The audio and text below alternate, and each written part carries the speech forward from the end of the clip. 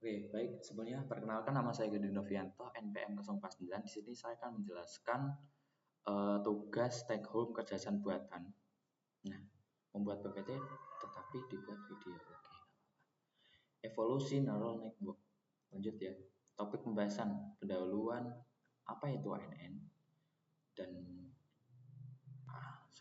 apa itu NN dan apa itu ANN, kemudian DNN, kemudian CNN dan RNN dan LSTM, kemudian transformer, LSM, dan rangkuman.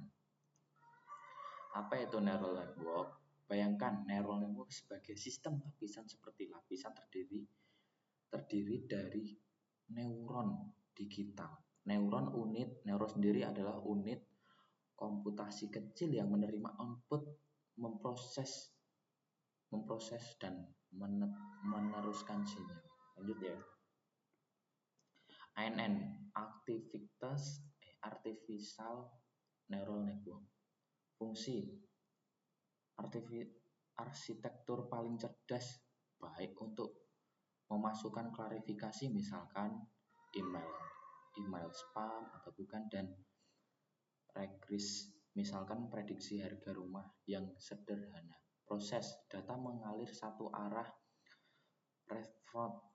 dari input melalui satu hidden layer output, sehingga output setiap neuron berhubungan ke semua neuron di lapisan berikutnya. Lanjut ya, perbedaan.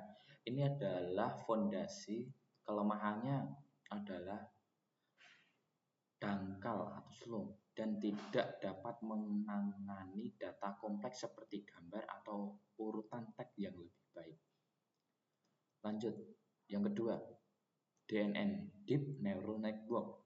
Secara sederhana, DNN dan DNN adalah ANN yang dalam.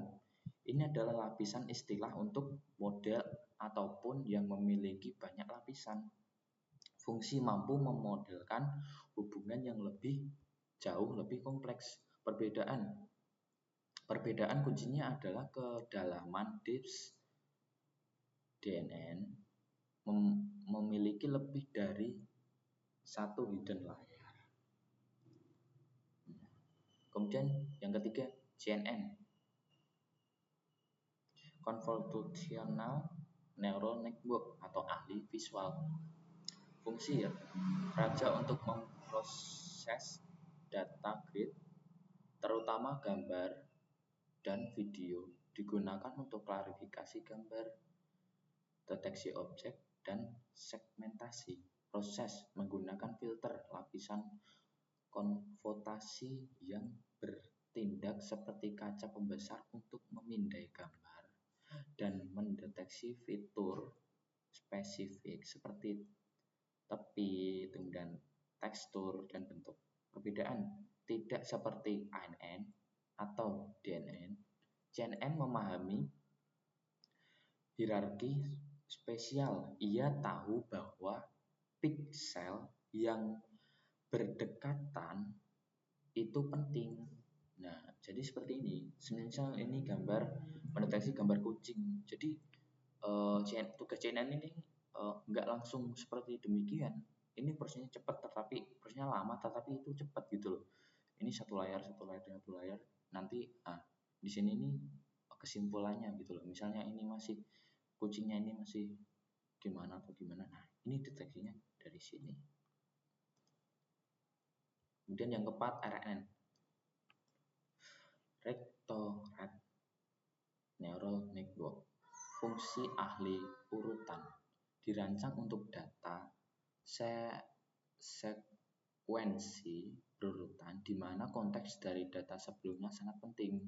Kegunaan, prediksi teks, analisis teks, deret waktu, saham, pengenalan ucapan atau speech to text.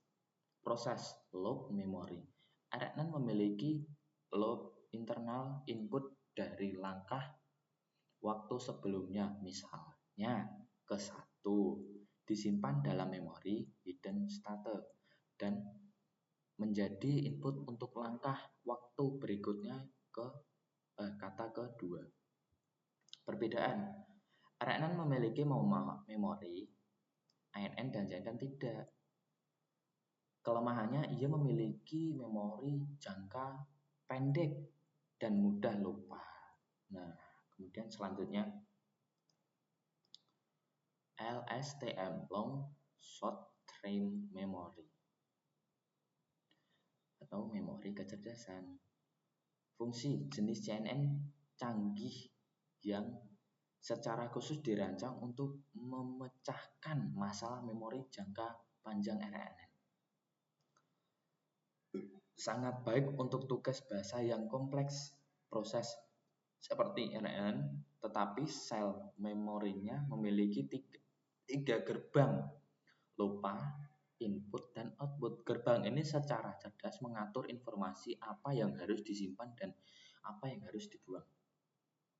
Kemudian perbedaan, ini adalah tipe RNN, perbedaannya adalah mekanisme gerbang internal yang lebih canggih, memungkinkan mengingat atau konteks yang dari jauh di awal kalimat. Kemudian transformer atau revolusi paralel. Fungsi artificial model yang menunjukkan standar emas serta untuk sebagai besar tugas LNLP ini adalah fondasi dari model seperti GPT dan Bridge. Proses menggunakan mekanisme self attention. Ia tidak memproses satu per satu seperti NN. Sebaiknya ia memilih seluruh kalimat sekaligus paralel dalam menimbulkan pentingnya setiap kata terhadap satu kalimat lainnya. Perbedaan meninggalkan rekurensi atau load RNN atau LSTM ini membuatnya lebih jauh cepat untuk dilatih dan lebih baik untuk menampakkan konteks global secara paralel. Lanjut ya. Kemudian ada LLM, Large Language Model.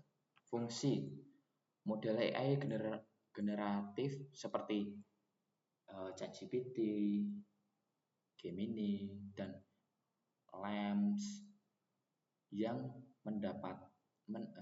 dapat memahami, meringkas, menerjemahkan, dan menghasilkan teks hierarkis dan kontekstual. Proses LLM buatlah arsitektur baru. Ini adalah aplikasi dari arsitektur transformer atau variannya yang dilatih pada skala data dan jumlah parameter yang ekstrim atau miliaran ya. Ini udah gimana ya? Ini udah ranah lebih canggihnya dari penyaringan RNN. Ini jadi lebih canggih gitu loh. Ini adalah proses lengkapnya. Untuk perbedaan skala Glenn adalah perbedaannya ukurannya yang masif, memberinya kemampuan image ya atau kemampuan baru yang muncul seperti penalaran. Jadi ini udah LLM ini udah gimana ya? Udah seperti otak dia itu sebelumnya udah memproses data yang masuk gitu. Kemudian misalkan dari berbagai orang yang tanya ChatGPT. Nah, dari itu saya bertanya ini. Kemudian dia udah tahu dulu jawabannya. Karena udah ada beberapa orang yang tanya, kemudian dia udah menyimpan dari berbagai ini. Nah, seperti itulah. Nah, perjalanan evolusi arsitektur. ANN atau DNN, fondasi umum atau komputasi dasar. Kemudian CNN, spesialis data visual atau spesialisasi data visual atau spesialis. Kemudian RRN atau LS STM, spesialisasi data urutan atau memori. Kemudian yang terakhir transformers atau LSM, era baru, atensi, paralel, dan skala. Nah, ini yang dimaksud skala miliaran tadi. Rangkuman perbandingan fitur. Nah, di sini ada keahlian utama dan penanganan memori atau konteks. Model ANN atau DNN. Tugas umum atau klarifikasi, tidak ada memori. Kemudian CNN, data spesial atau visual, konteks lokal melalui fitur. Kemudian RNN, data sekuensial, memori jangka pendek, loop. Kemudian LSTM, data sekuensial konteks, memori jangka panjang. Kemudian adalah transformer paralel atau NLP, konteks global via self-attested attentions. LLM, generatif atau nalar. Nah, konteks global pada skala masif, jadi banyak giliran yang tadi.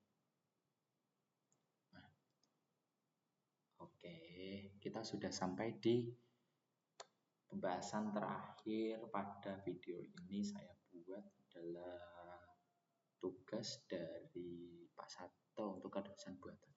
Nanti untuk link saya taruh di akhir PPT ya. Oke, terima kasih. Sekian presentasi dari saya, kurang lebihnya mohon maaf bila ada kata atau kebisingan yang ada di sekitarku, mohon maaf.